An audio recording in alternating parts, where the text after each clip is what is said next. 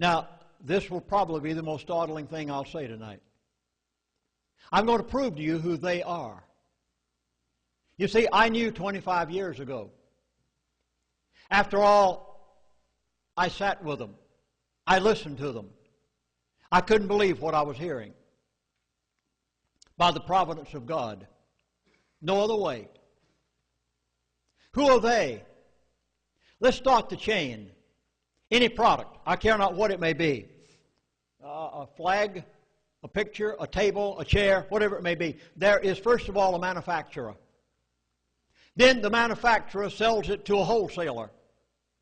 Then the wholesaler sells it to an in-between man who sells it to the retailer, and the retailer sells it to you. It's a chain. It's true in almost every product. I care not what it is. It's also true in oil. The only thing is, you don't know who the in-between man is because they don't tell you, but I'm going to tonight.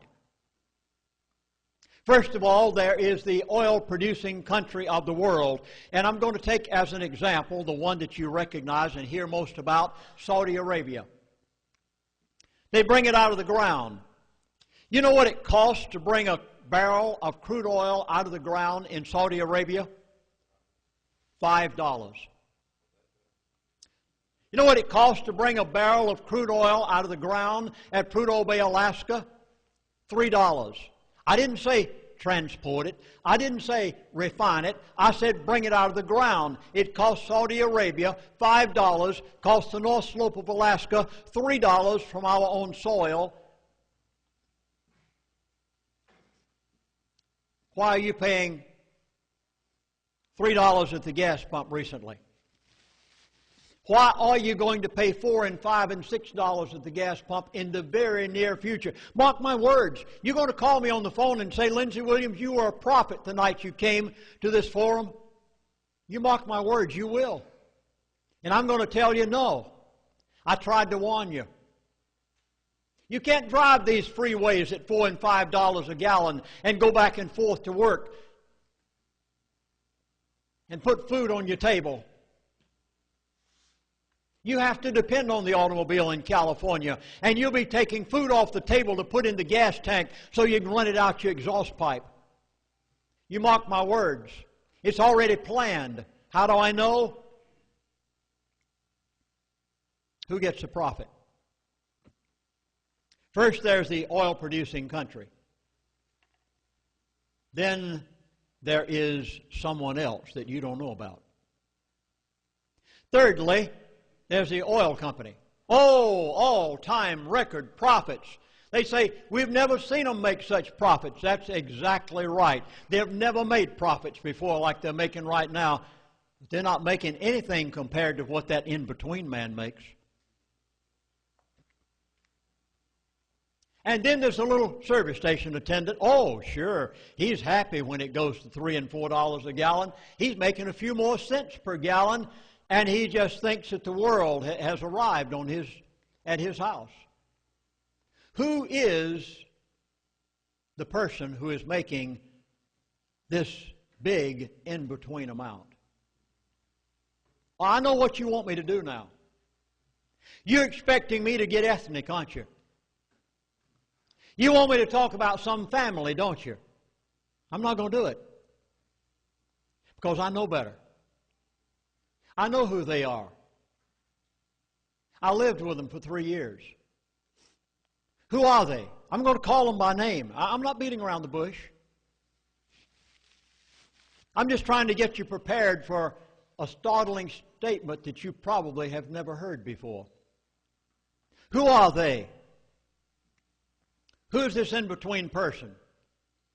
They sit behind the computers in New York and London every day, and they tell OPEC what they're going to give them for a barrel of oil for that day. They told Ken Fromm they were going to $10 per barrel, and he called up this little missionary out there in the bush of Alaska and said, Lindsey, tell people when you go around for your speaking engagements that we're going to $10 a barrel. How did he know it? Because they knew it. They sit behind the computers in New York and London every day and tell every oil-producing country in the world what they're going to give them for a barrel of oil for that day, and they are the only ones that know what they're going to give them.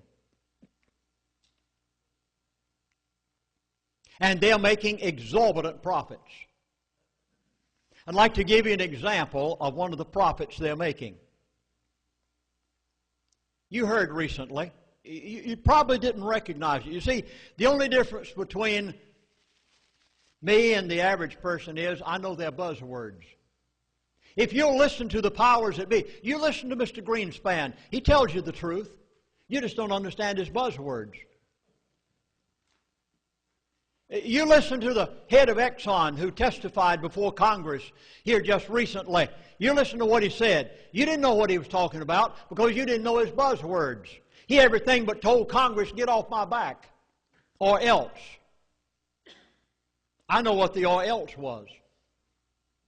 Why? Because I lived with them for 3 years. Who are they? You remember just recently? You heard on the news. I mean, it was all across America. I heard it on the national news. World Bank, IMF, forgive all third world countries their loans. Did they? Did you know what they were talking about? No. You didn't know what they were talking about.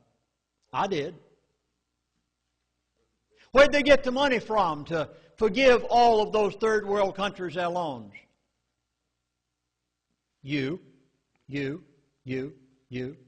Where'd they get it from? Gas pump. $2.50, $3 a gallon. You've forgotten the days of 25 cents a gallon, haven't you, back in the 60s? Got a very short memory. Well, you're going to have a very good memory when it goes to $4 and $5 a gallon in the very near future, and you can't afford to put it in the gas tank any longer. You're going to remember what I've said tonight and wish you had taken more action than what you've been taking. Because you see, they could forgive all of those third world countries their loans. They in turn can see to it that the national debt of the United States of America is financed through the oil-producing countries of the world. They can do every bit of it because their representatives sit behind the computers in New York and London every day and tell the oil-producing countries of the world what they're going to give them for a barrel of oil for that day. And who are they? They're not the oil refineries. You're pointing your finger at the wrong people. And I don't work for them.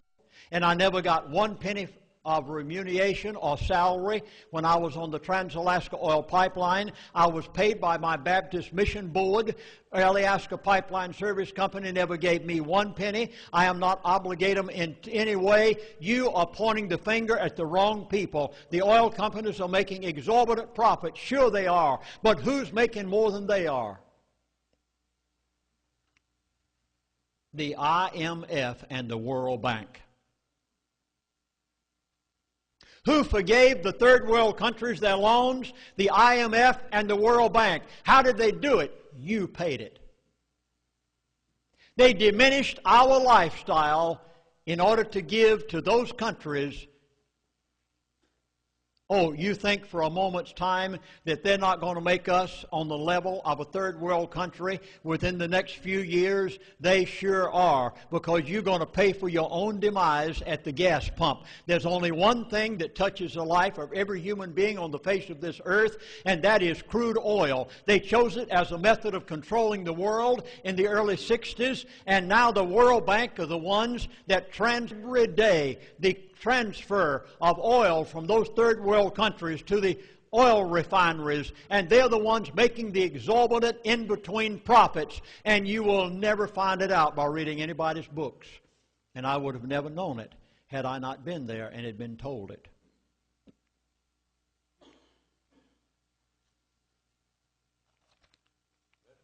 Goldman Sachs predicted that crude oil will reach $105 a barrel.